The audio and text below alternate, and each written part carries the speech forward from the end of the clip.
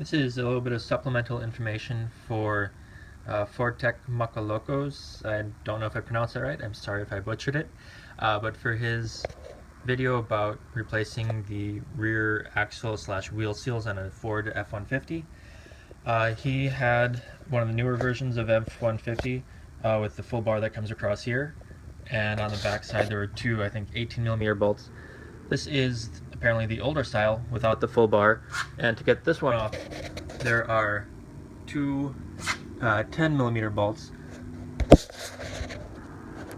There's this one and this one with the I think it's anti-squeal or anti-vibration, something on it. But use a 10mm wrench on there, 10mm socket on this one, and yeah, they're small bolts.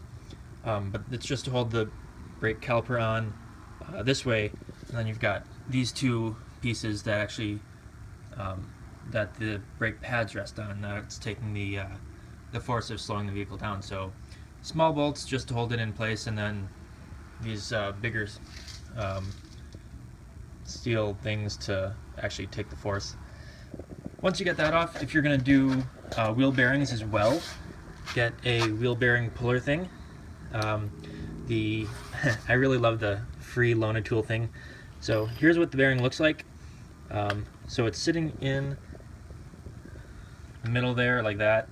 And the way this one works is you stick this through and flare it out like that.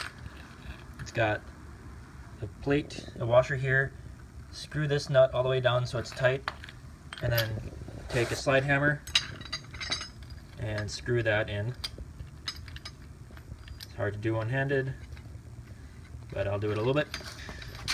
My hand got really sore working the slide hammer, so I found that it works really well if you take a piece of rope and make a clove hitch.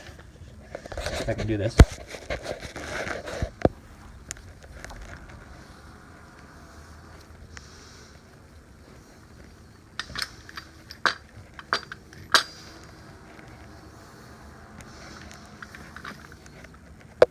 Okay, so make a clove hitch, and then you can use the rope and get some really good leverage.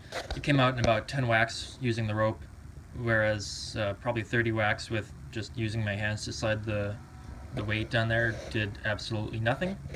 So highly recommend using the rope. Gets it out pretty easily, very, very quickly, efficiently, blah, blah, blah. And then to put the bearing and stuff back in, get a bearing driver set, also rentable.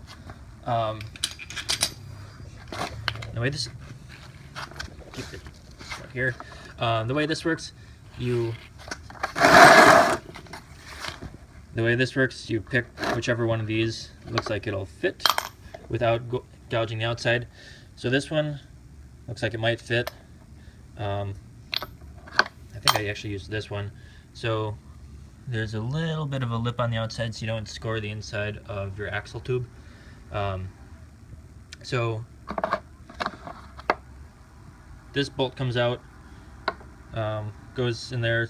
I used my impact wrench just to make sure it's secure, and then use a hammer on the end of this, and then same thing when you have your new one. This is my old seal, but I probably used the biggest one just to make sure that I got all the way around, and then same thing, hammer on the end of here when it's bolted on, and it drives it. Make sure it's nice and flush, as Mr. Fortec pointed out. But that is really all the difference. And if you're going to do the bearings too, use a puller. The right tool for the right job makes a huge difference. Hope this was helpful. And one more thing. When you're putting this back on, I believe the torque spec I found for these 10mm bolts is 22 foot-pounds for this bottom one, and that one's, you just got to go by feel, but 22 foot-pounds.